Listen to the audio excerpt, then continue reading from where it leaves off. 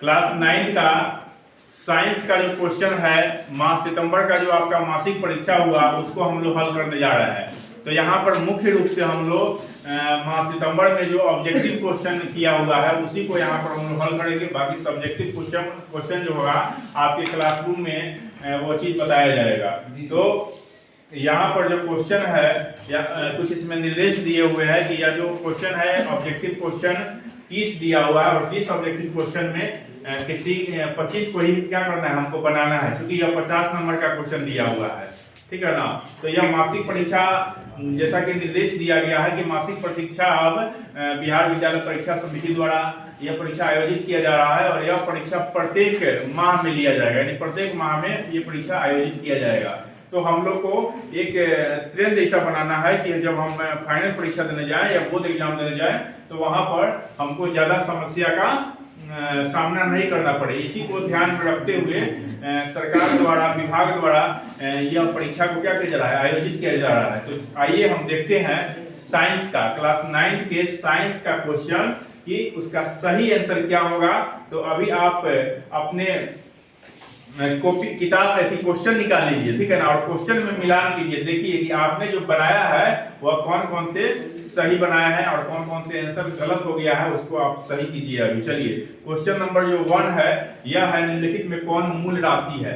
तो हम लोग पहले ही सीख चुके हैं मूल राशि या आधारी राशि किसको कहते हैं। तो 7 मूल राशियां होती है, उन 7 में से कौन कौन सी मूल राशि है। तो ऑप्शन नंबर बी देखिए, लंबाई, द्रव्यमान और समय, ये सही हो जाएगा। तो इसका ऑप्शन बी सही है।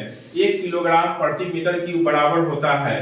तो इसको इसका क्या किया है, इसको चेंज किया है। तो इसका सही आंसर हो जाएगा सी, 10 का पावर -3 ग्राम सेंटीमीटर प्रति सेंटीमीटर क्यूब। न्यूटन किसका मात्रक होता है। तो हम लोग जान रहे हैं कि बल का मात्रक क्या होता है, न्यूटन होता है। तो ऑप्शन ए सही हो जाएगा। पृथ्वी की त्रिज्या है, इसका डी आंसर सही हो जाएगा 6.37 × 10⁻⁻6 मीटर। उसके बाद क्वेश्चन नंबर 5 का आ रहा है निम्नलिखित में कौन सा समूह सदिश राशियों का समूह है। तो सबसे पहले हम लोग भौतिक राशियों जब अध्ययन कर रहे थे तो सीखे हुए थे कि सदिश किसको कहते हैं और अदिश किसको कहते हैं। तो सदिश जैसा कि नाम से ही इसे मालूम पड़ता है कि सदिश यानी दिशा सहित वैसी भौतिक राशियां जिसमें दिशा के साथ साथ परिमाण भी हो, वैसी राशि को क्या कहते हैं, सदिश राशि कहते हैं। कहने का मतलब यह है कि जिसमें डायरेक्शन के साथ साथ मैग्नीट्यूड भी होता है उसे ही सदिश राशि कहते हैं। तो देखिए इसका आंसर बी हो जाएगा, चाल, त्वरण और वेग। अगला क्वेश्चन है क्वेश्चन नंबर 6, निम्नलिखित में किसका इंजन न्यूटन के तृतीय नियम पर आधारित है।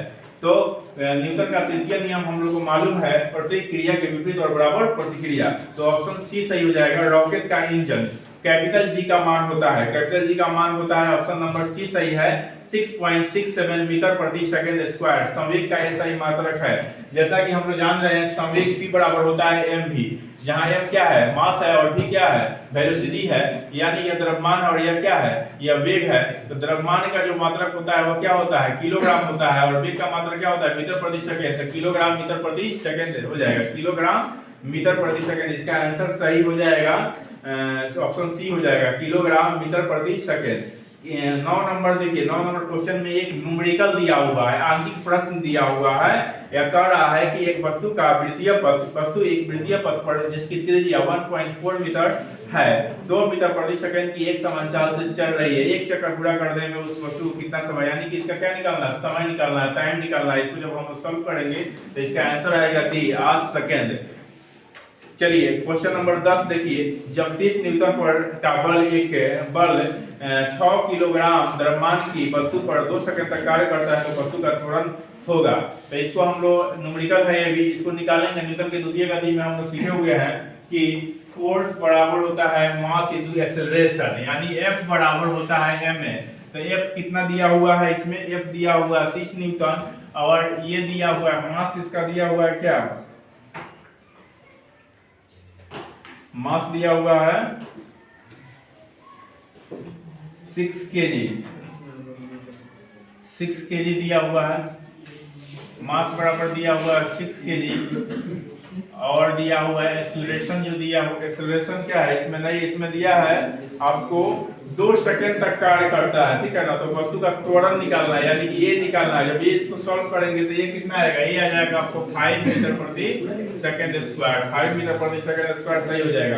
किसी ठोस वस्तु का सीधे वाष्प में परिवर्तन क्या कहलाता है, तो देखिए किसी ठोस वस्तु को जब गर्म किया जाता है तो वह द्रव अवस्था में नहीं होकर के सीधे क्या होता है, वाष्प की अवस्था में हो जाता है। उसको क्या कहते हैं, सब्लिमेशन कहते हैं या ऊर्ध्वपातन कहते हैं। ऑप्शन डी सही हो जाएगा। 100 डिग्री सेल्सियस ताप का केल्विन में मान होता है। तब केल्विन में मान जो होता है, केल्विन और डिग्री सेल्सियस के बीच जो रिलेशन होता है केसी 273 जो होता है, उसको जब सॉल्व करेंगे तो यहाँ पर आपको डिग्री सेल्सियस का मान 100 डिग्री रखेंगे तो कितना हो जाएगा, 373 डिग्री, 373 केल्विन हो जाएगा। बी सही हो जाएगा। गर्म करने पर गैस का आयतन क्या होता है, बढ़ता है, घटता है, अपरिवर्तित रहता है, तो क्या होगा, बढ़ता है। ऑप्शन ए सही हो जाएगा। निम्नलिखित में कौन सा तत्व है, तो तत्व कौन सा होगा, ऑप्शन सी आर्सेनिक। निम्नलिखित में कौन धातु है, बताइए निम्नलिखित में कौन धातु है। धातु का हम लोग पढ़े हुए थे, धातु के क्या गुण होते हैं, ठीक है ना। तो इसमें कौन हो जाएगा, लोहा एक धातु है, ऑप्शन ए सही हो जाएगा। निम्नलिखित में कौन भौतिक परिवर्तन है। अब बताइए भौतिक परिवर्तन क्या होता है और रासायनिक परिवर्तन क्या होता है। भौतिक परिवर्तन उस परिवर्तन को कहते हैं कि जब कोई वस्तु किसी उसमें कोई परिवर्तन होता है और परिवर्तन के बाद वो पुनः अपनी अवस्था को प्राप्त कर देता है, उसको भौतिक परिवर्तन कहते हैं। लेकिन जब कोई वस्तु में कोई परिवर्तन होता है, कोई चेंजिंग होता है, लेकिन पुनः वो अपने अवस्था में नहीं आ पाता है, तो उसको रासायनिक परिवर्तन कहते हैं। जैसे दही का जमना, दूध से दही का जमना, ये क्या हो जाएगा, रासायनिक परिवर्तन हो जाएगा। लेकिन वहीं पर हम लोग सीखे हैं जल का जमना, जल जम जाता है, फिर उसको गर्म किया जाता है, या फिर वह धीरे धीरे ठंडा होता है तो क्या होता है, पानी के रूप में हो जाता है, या जो जल के रूप में हो जाता है। तो यह क्या है, भौतिक परिवर्तन है। ऑप्शन सी सही हो जाएगा। निम्नलिखित में कौन मिश्रण है, बताइए बारूद, ऑप्शन ए सही हो जाएगा। निम्नलिखित मिश्रण में कौन विलयन है कह रहा है, बताइए। तो वायु क्या है, मिश्रण में भी विलयन है, तो वायु सही आंसर हो जाएगा सी। एवोगाद्रो स्थिरांक का मान होता है। एवोगाद्रो जो होता है स्थिरांक का मान होता है, बताइए। ये आप लोगों को न्यूमेरिकल में भी काम आएगा, ठीक है ना, ये आपको न्यूमेरिकल में भी काम आएगा। इसका जो होता है, इसका मान होता है 6.022 into 10 to the power -23। Ammonia जो होता है NH3 में नाइट्रोजन की संयोजकता, बताइए NH3 जो है इसमें नाइट्रोजन की संयोजकता क्या होती है। NH3 में नाइट्रोजन की संयोजकता क्या होगी, बताइए। इसमें संयोजकता इसकी 3 होगी, वायलेंसी पूछ रहा है, 3 हो जाएगा। प्रोटीन संश्लेषण के लिए कोशिका का कौन सा अंग उत्तरदायी है, सी राइबोसोम हो जाएगा। उसके बाद है प्रोटीन संश्लेषण के लिए कोशिका का कौन उत्तरदायी है, तो हाँ राइबोसोम, ऑप्शन नंबर सी। पौधों में गैसों का आदान प्रदान किस क्रिया द्वारा होता है, बताइए। डी हो जाएगा वाष्पो उत्सर्जन। विभाजन की क्षमता होती है, 23 का ए हो जाएगा। विभजयोत्तक कोशिकाओं में 24 कवक में अभाव होता है, किस चीज का अभाव होता है, कवक जाल का, तंतु का, क्लोरोफिल का, इनमें से सभी यानी सभी का अभाव होता है। मशरूम क्या है, मशरूम जानते हैं आप लोग, ठीक है ना। तो मशरूम क्या होता है, यह एक प्रकार का फंगी है यानी कि कवक है, ऑप्शन बी सही हो जाएगा। प्रोकैरियोटिक कोशिका में अनुपस्थित होता है, बी क्या अनुपस्थित होता है, तो HCS राइबोसोम अनुपस्थित होता है, बी सही है।